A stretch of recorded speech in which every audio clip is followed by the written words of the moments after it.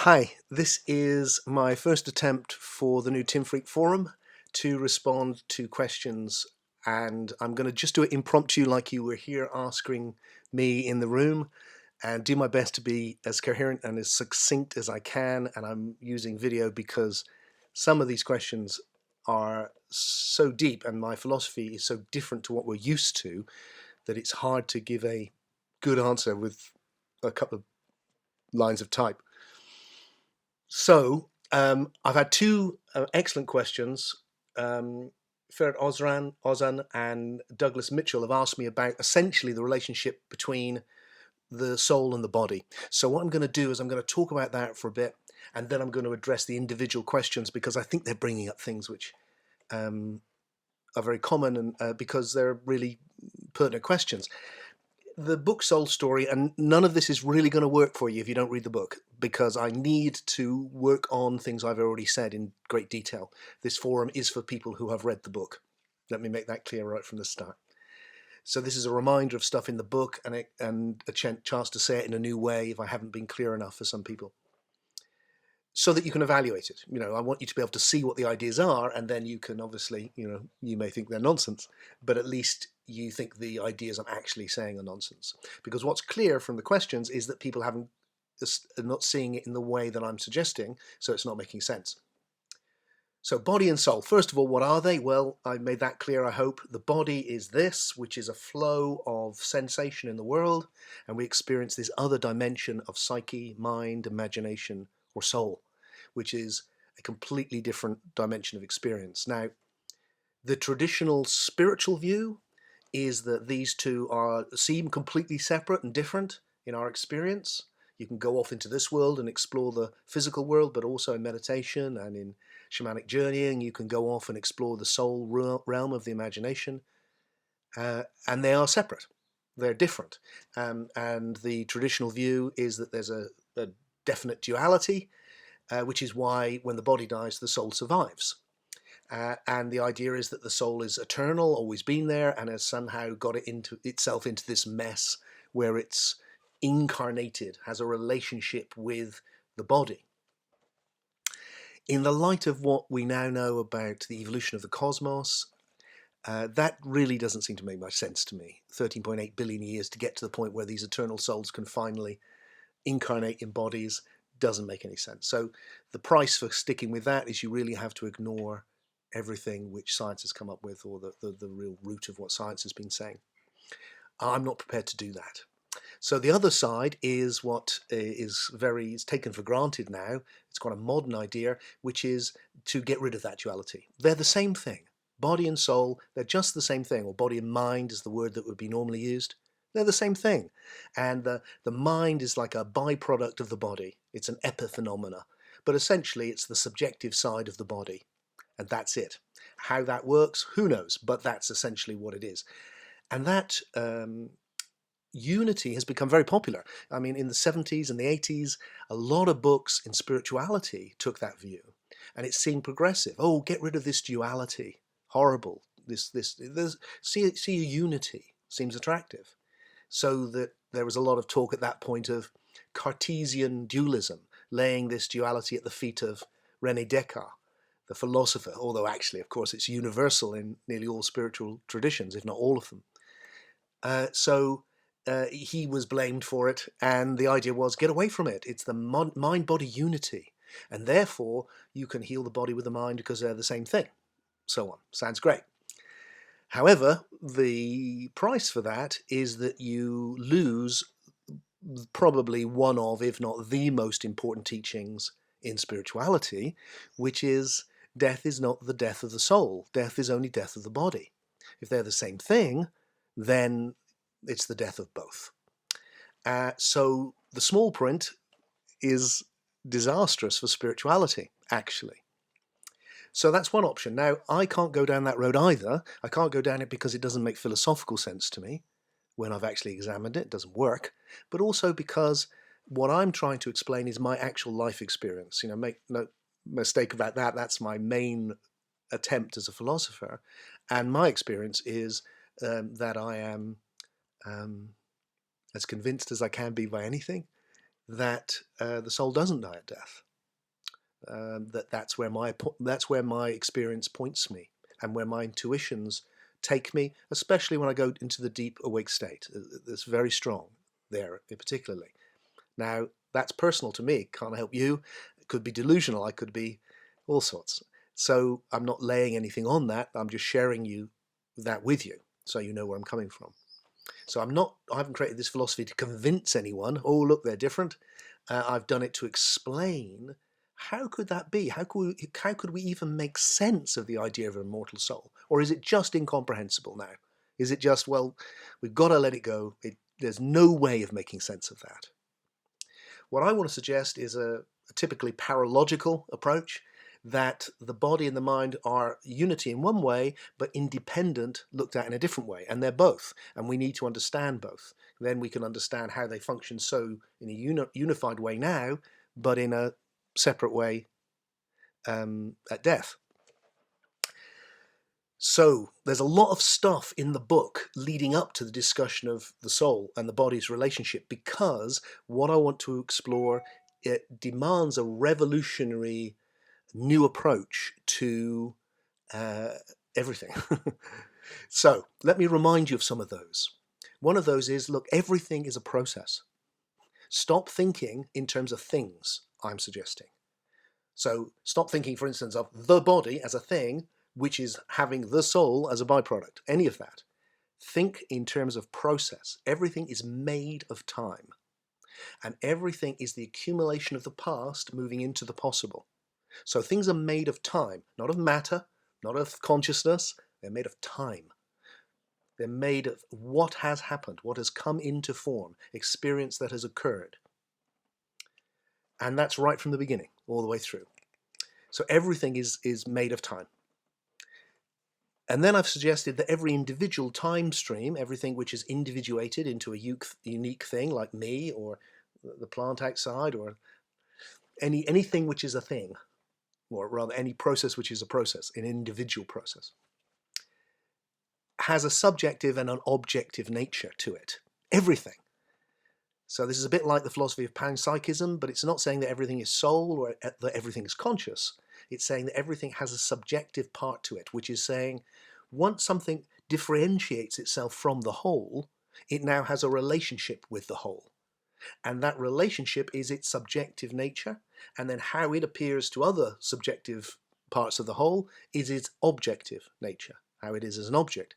And that is true right the way through, from the very beginning all the way through to me and you, so that we have two ways of looking at evolution: objectively, as ever-increasing objective form, which is the way that science looks at it, but also I'm suggesting we look at the same process subjectively, which is the subjective experience, if you like, not really experience, but the subjective discrimination of primitive particles, electro discrimination, of charges, electrochemical discrimination you have in the material world is happening, where individual time streams are reacting to the collective in different ways, reading the collective in very, very primitive ways. That is going to become light sensitivity in plants. It's going to become sensuality in animals. And then it's going to become this experience of a totally different dimension of soul, which is conceptual discrimination. Now, I'm just going to take that as my foundation to give the answer I want to give about the relationship between body and soul, which is that each new step has emerged from the one before it originally. Life, which is on another level to what existed before life, it's qualitatively different.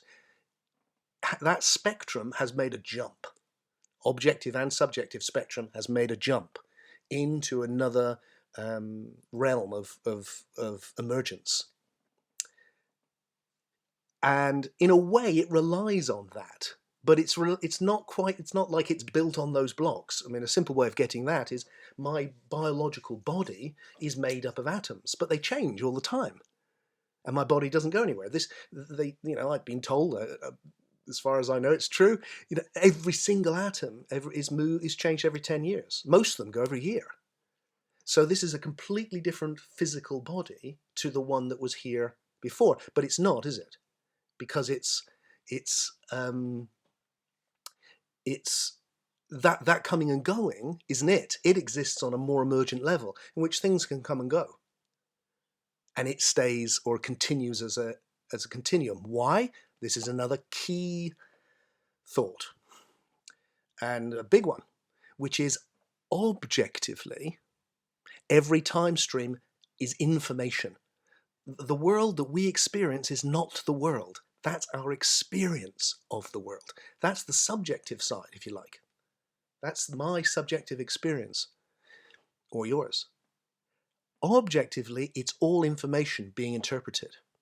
Now, this is something which goes right back to the advances in physics 100 years ago and ever since. Now, how we understand that, that's a big question. I'm not going to get into it. But for now, let's just go objectively. There's information, not a physical world made of things. If you're thinking in those terms, you'll never understand what I'm saying. Get rid of a physical world made of things. There's information, which is the past accumulating. And it's doing it on many different emergent levels. And each new emergent level, there's a jump in that information. Now, the information that makes the body is happening in the body, and cells are coming and going, which are on a lesser level, and then atoms are coming and going on a lesser level still. But it is continuing as that level of information.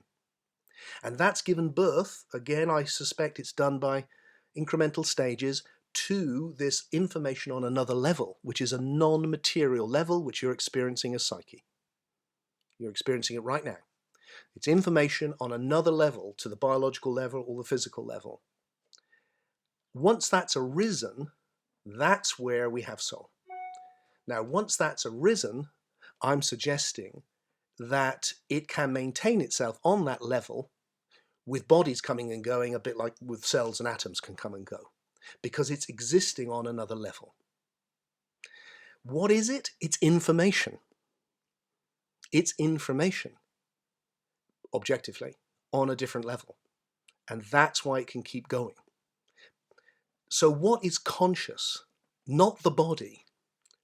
The time stream is objectively a certain level of complexity of information and a certain level of subjectivity, which when it reaches the stage of a body, it is conscious sensuality. But what I'm suggesting is that the soul is not the subjective side of the body. The subjective side of the body is sensation. Have a look. That's that level. My sensation is my body. Then there's my soul, which is a different level of both information, objectively, and subjective experience, which is non-material, completely different in quality. See that right now. So when the body dies, that level of sensation ceases. But consciousness on that higher level is not reliant on biological information. It's reliant on information on a soul level.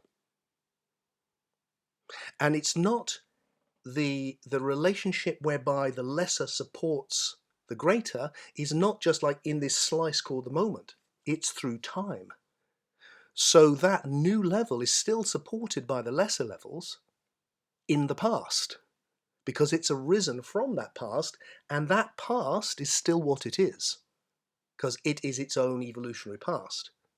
So what's supporting and giving it rise is there in its past, and that's what makes it exist on a soul level and makes it conscious on that level. So an analogy which I use, which is, it's just a quick analogy, but sometimes these little pictures can make you go, oh, I get it, with life and death and the soul, is, look, when I work on a computer, when I wrote my book on my computer, information is on my computer. If the computer breaks, the information's gone. Except it's not quite true, because my information is also immediately also on the cloud. So that information is on two levels at once, which means if the computer breaks, the information is still there on the cloud. Right now, there is the body and the soul for Tim are like this. So if you do something to my brain, it'll affect my soul. If my soul says, say this, it will make my mouth move. They're moving together. And it looks like if this one dies, it's gone. Except this is also actually here on another level. So when this drops away, this level is still functioning and can survive in the imagination. You can have the experience of imagination without the experience of sensation, and it can be conscious. Okay, that's a real blast. I hope some of it's made sense. Now let's look at the specific questions, because they're just fantastic. First is Douglas Mitchell. Doug. He says, I'm having trouble accepting that an individual soul survives death. If soul emerges from life and would not have merged without life, how can soul continue without life? Thanks. Brilliant question. These are things that I've spent so long thinking about, trying to come up with a response to. And my response is, well, I've explored it already. So my response is, look, it's emerged from this, but it's not dependent on it in this moment. It's emerged from it through time, and that's what it's made of. And it is information. And it's information which can exist on this level without a relationship with what is now a separate thing, so that the soul has emerged originally in its very primitive form. It's emerged from body, but now it's emerged, it exists independently from body and enters into what I called a psychosymbiotic relationship, where they become one thing. Reincarnation is the old spiritual term. And then they part. And you're coming in, so you're reconnecting with the spirit's experience of sensation, so that right now there is both there is a body and there's Tim's soul, and they're not the same. They have an intimate relationship, and I love my body. And, you know, anyone who knows me knows how important embodiment is to me and how we want to embrace it. But it's not the same. I am not my body. That is the central idea in spirituality. The great revelation is, you know, when you take the initiation from in the Gnostic tradition, for instance, from a hillock to a psychic to a soulist, is when you realize you are not your body. You have a body, but you are not your body. You are a soul in relationship with the body. Now, the big change I'm making is I'm saying, but that soul wasn't there forever. It has evolved through the natural world. And then another level, which is you go beyond the soul and you realize it's all one spirit. And that's really who we all are. And that's the deep awakening, which I share. So that once that realm of imagination has become established, the soul is always in that. It's arrived on that level, it's going to stay on that level, where bodies come and go, just like cells and atoms and all sorts are coming and going from this. And this carries on. Because it's information. It's not a thing. It's information in time. It's information as the past accumulates in time. So let's look at the other one. This is Firat Ozan. I'm hoping I'm pronouncing that right, my friend, because I get pronunciations wrong. I have a little bit dyslexia with those things. Great question also. The relationship, he says, between the brain and individuality, individual consciousness, in the book is not very clear to me. I mean, why a soul stream needs a brain in order to have consciousness, individuality in the waking state, but not in the after-death state? Does it not need a supple body or equivalent instrument in the after-death in order to have individuality? Thanks. Okay, so this is the great question. Traditional view is you have bodies on different levels. So that we have the soul has a subtle body to it, and that's how it exists, and I've looked at those ideas and been attracted to them, and in one way what I'm saying is completely compatible with it. But the big change is I'm saying it's not the body which is conscious, it's the time stream which is conscious. So that it's not the body in the moment, it's actually the unfolding of information. So that on the level of the soul, you create a representative. You know, the body is the whole, if you like, is the whole thing, isn't it? Look at it now. You don't exist as an individual body within the soul unless you create that with your imagination, in which case you do. And in the after-death state, it seems that people do project an avatar, as it were. And that's what they appear as, and it can move and change. That was certainly my experience meeting my mum after she died. That the forms can morph. Like it's imagination, so they can be whatever you like. So that what I'm saying, so I don't think it's the body which is conscious in that way. It's the soul stream itself. The soul stream doesn't need the body to be conscious. The body is it's not a part of the soul stream. It's an independent time stream which is having the experience of sensation on the biological level. It's not mortal. It was born, it will live, it will die, and that experience will cease. But all of it is subsumed at the moment within this bigger, more emergent time stream, which is the soul. And so all of its experience is also in the experience of the soul stream. And that is, and therefore in the past of the soul stream, and can never be lost. Because the soul stream is not on the biological level, it's on the non-material soul level, and is therefore, it doesn't decay, it doesn't die. It's a permanently individuated soul stream. So that it has individuality of itself. It doesn't need the body to have individuality, but it comes into relationship with a less emergent time stream, and that's the mechanism through which the soul evolves, just as we can see natural selection or some such mechanism as to how species evolve. That's the mechanism through which soul evolves, moving into the soul dimension and then coming back into a symbiotic relationship with body, coming back into the soul dimension, coming up to spirit, the white light, coming down, coming back up to the white light, and through that, that's how it's accumulating experience, different experiences. And through the accumulation of experiences, it's coming into form, and it's individuating. So a soul stream doesn't need a brain in order to have consciousness. When it's in a symbiotic relationship with it, though, what happens to the body will happen to the soul. Because it's like, whilst my hands are like this, one goes up, the other goes up. But once they're separated, that's not true. And we experience some of that separation in dreams and in visions and in shamanic states and all the rest of it, but we're still connected to some degree. Most of the time, and I've just been ill, and when you're ill, whoa, you can feel it in your soul. Because here you are. But when they're separated, then my intuition, what people say with near-death experiences, and for the reasons I touched on a few of them in the book, it seems like that's not true, and that there is a independence to the soul which it can regain when the time comes. So I hope there at least been some ideas there which will be stimulating, and I look forward to exploring this further. And so my aim, just so you know, folks, with this forum is I really want to share these ideas so that people can get them, because I think the philosophies of value.